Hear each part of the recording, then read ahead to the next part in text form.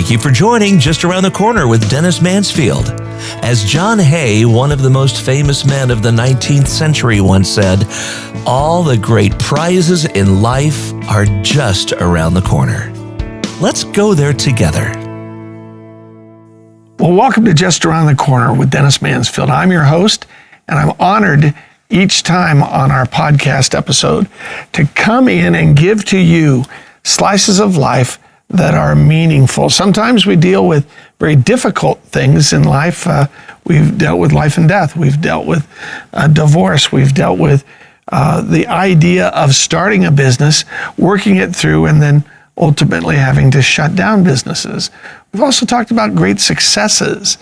Well, today we're going to shift gears and talk about great successes, not just in business per se, but in life. My guest on Just Around the Corner for this episode is Kevin Jackson. Kevin Jackson, welcome to the show. I'd like to invite you in. Can you hear me well, and are we ready to rock and roll with this episode? We're ready to go, Dennis. It's an honor to be called your friend over the last half a century. Half a century. In fact, that's what the focus of today's episode is how do we as individuals maintain relationships with others that we knew when we were younger, knew at different times throughout our life, and then as we grow older, continue to have that opportunity to know them, to know her, to know him in a way that is marvelous because time allows us that opportunity. So Kevin, let's start off with how you and I first met when you were 19 and I was just a young 18-year-old. Well, it was a blur of a day. I would say the whole summer was encapsulated into that one day of what we called our day at West Point. Our day at West Point.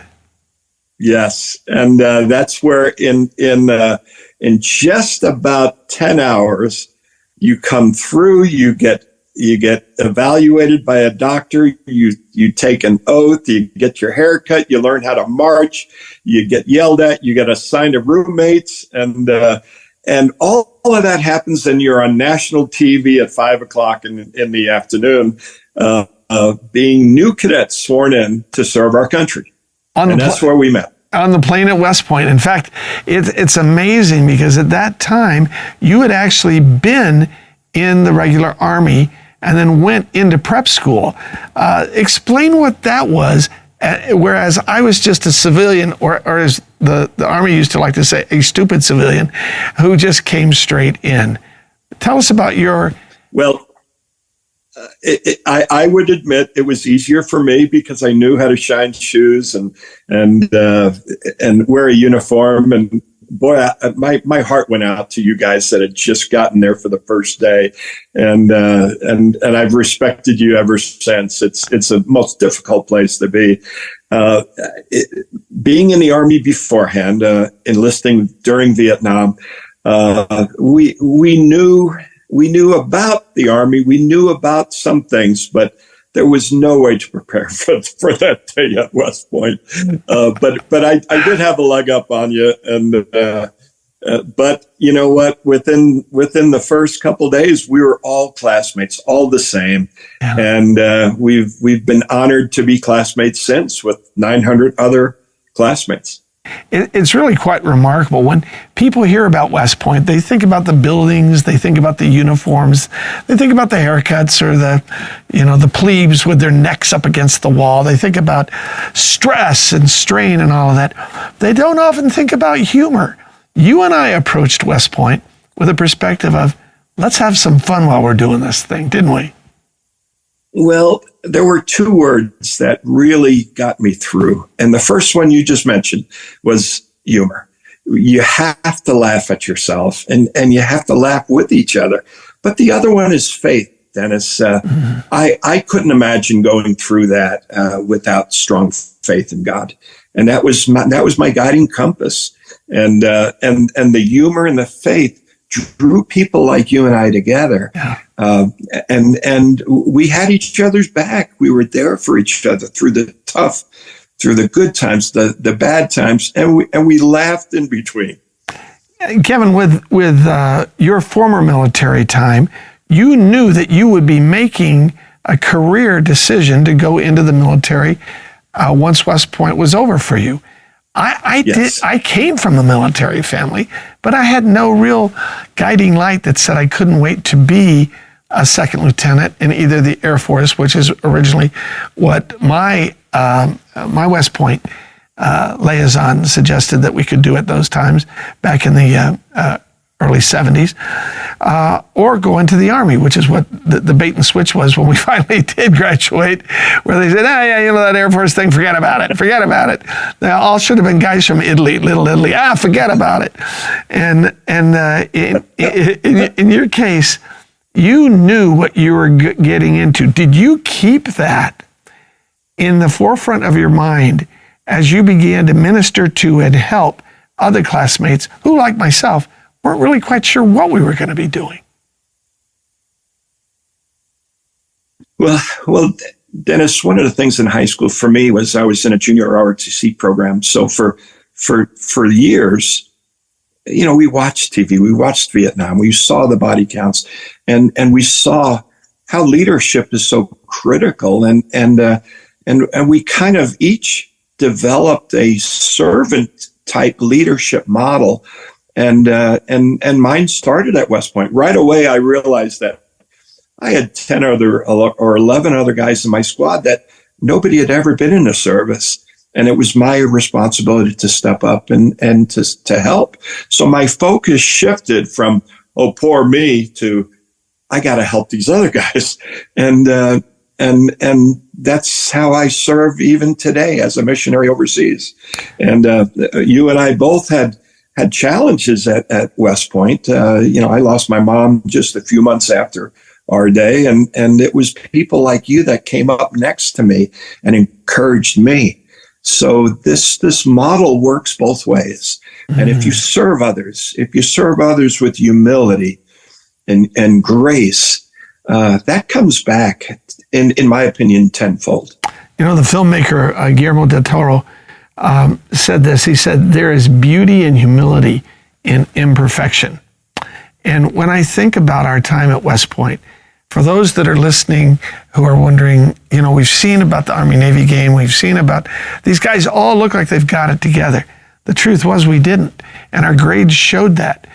You and I weren't at the top of our class.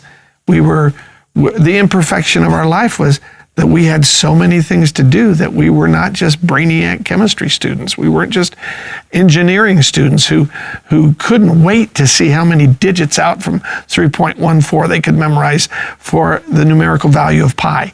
That wasn't even part of, pi was something I ate at dinner if the upperclassmen would let me eat it, Right.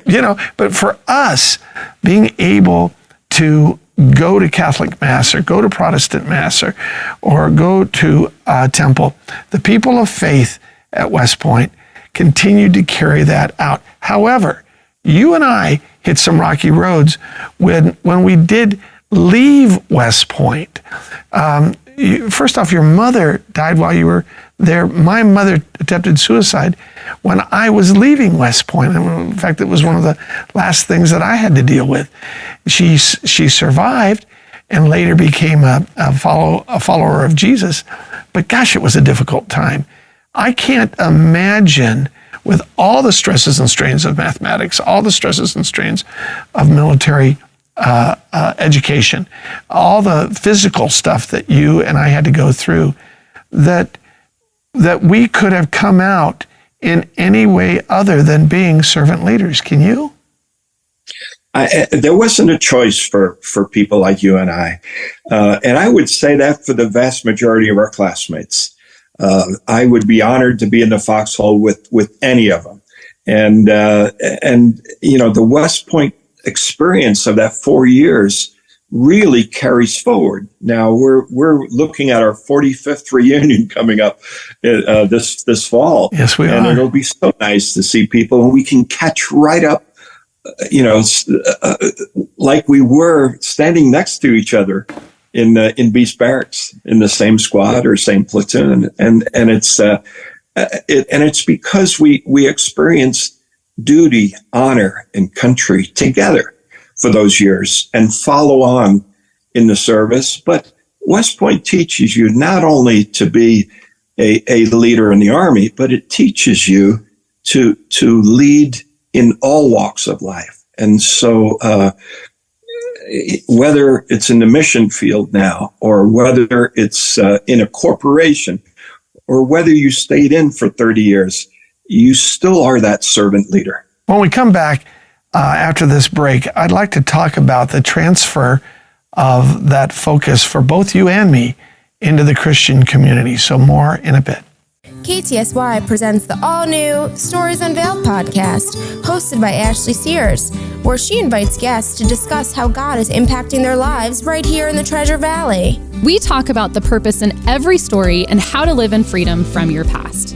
Each episode, you're invited into a conversation about real life. If an issue is addressed in the Bible, then it's important to create a safe and supportive space to discuss it. New episodes of the Stories Unveiled podcast are now available at ktsy.org/podcasts or listen at all major podcast providers. The Stories Unveiled podcast is created in partnership with KTSY and Barefoot Media Ministries. For more encouragement and other podcasts, visit ktsy.org.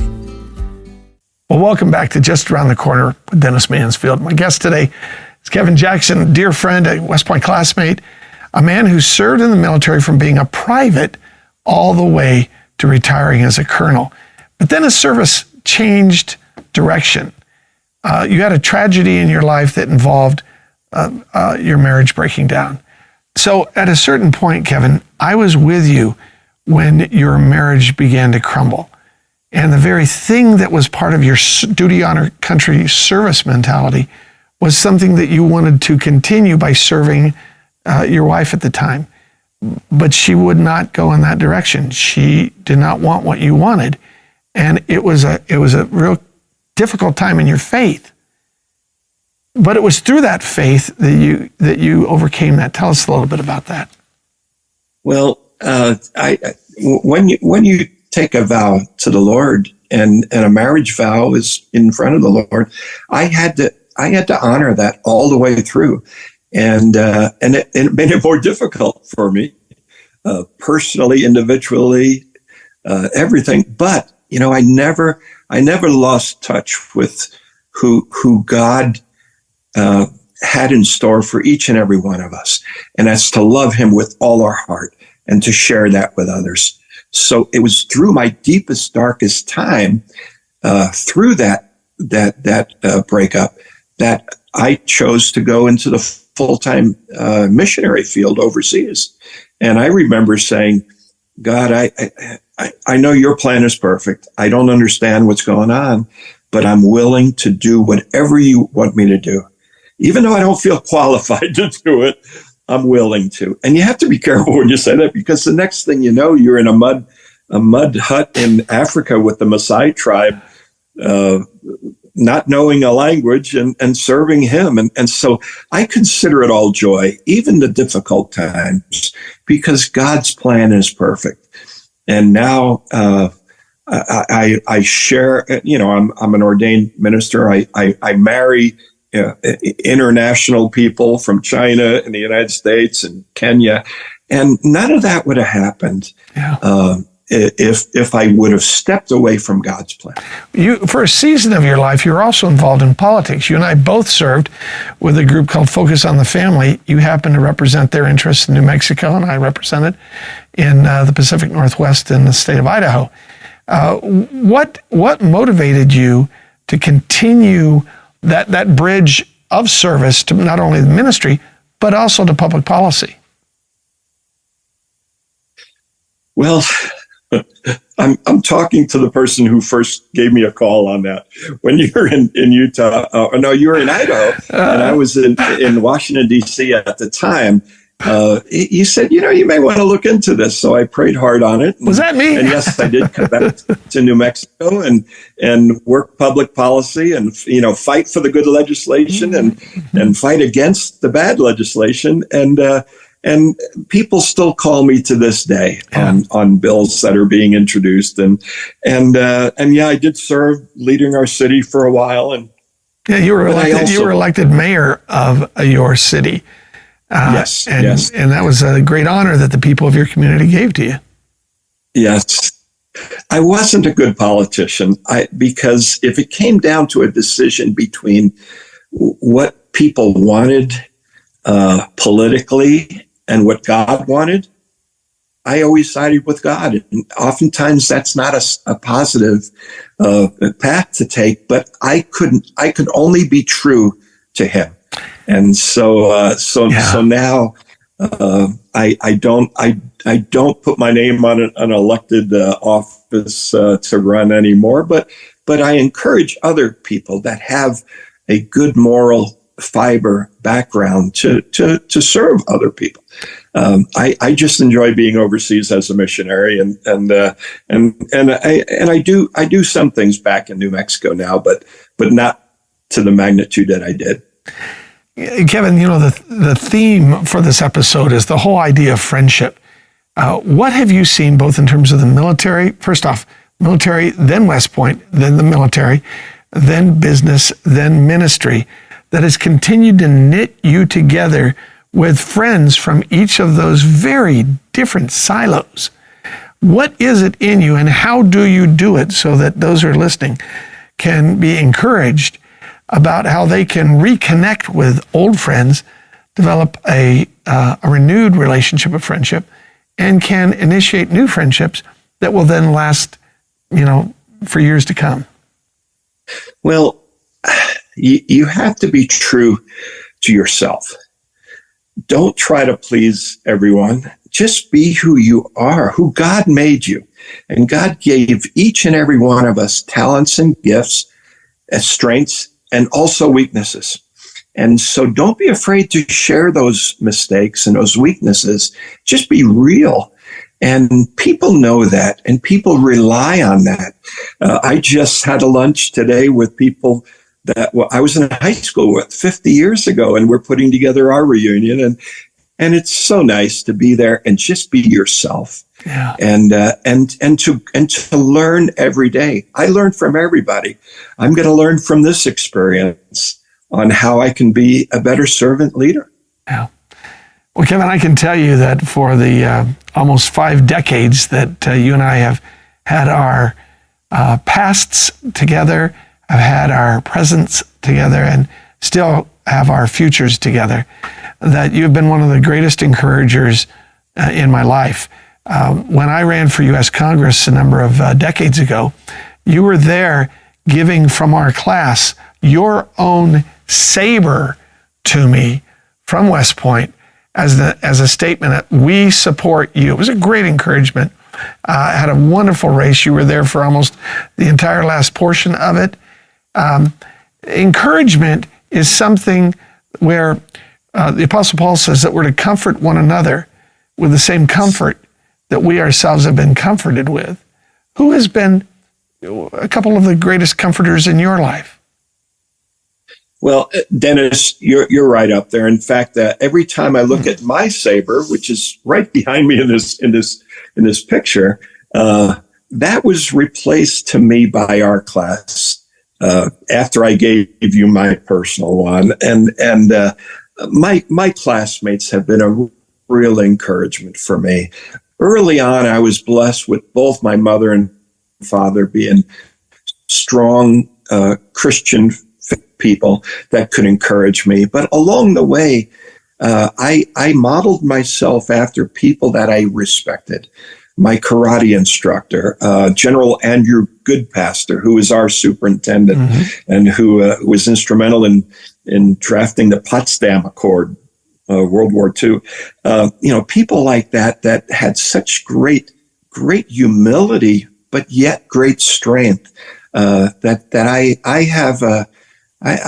have learned from, admire, and respect. Kevin Jackson, we're coming in for a landing for the folks that are seeking to be lifelong friends to folks, but maybe they haven't kept in close contact with the people that they've really loved over the years. What advice would you give them as we close off this episode of Just Around the Corner? I would say take the first step. my Recondo buddy from West Point, I just recently called, and I hadn't talked to him in 40 something years. Make that first step. And my first roommate in company G4, I reached out to, and just let them know you're thinking about them and that you miss them, and things reignite, because, the world is not getting it to be an easier place. Mm-hmm. So we need to rely on good friendships, prayer partners, people that can come up next to us in what I call the good, bad, and ugly of life. And I am honored, Dennis, to call you one of those friends. That means everything to me.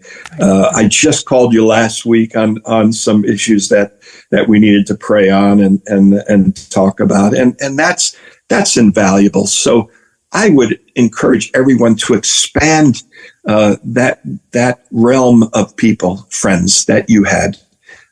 Nobody's going to hang up on you and say, "Oh, sorry, where were you the last 40 years?" No, they're not. They'll be surprised. Just reach out. They'll be surprised.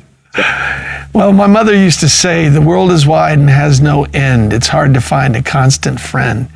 So when you find one who is new, forsake not the old one for the new." Mm-hmm. And so, Kevin, I am thankful. I'm grateful that you could be on our podcast. You're an encourager's encourager. And as our listeners are trying to figure out, well, how do I get encouraged? I would like to invite everybody to go onto my website, dennismansfield.com, and click on to subscribe to our newsletter. Kevin, you receive that on a regular basis, I think a couple of times a month. And Yes. I know you've told me that it's been a great encouragement to you. It has. It really has. Oh, that's so good to hear. Kevin, thank you so much for being on the show. It is with great honor that I say we're counting the days off until October when we can be at West Point together. Absolutely. We'll have you and Susan up in the West Point Army balloon. Love to be a part of it, Kevin. Thank you so much.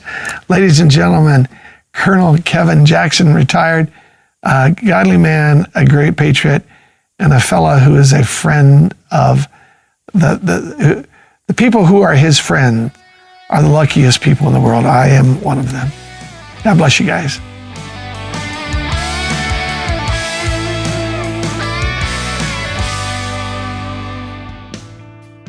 Thank you for listening to Just Around the Corner with Dennis Mansfield.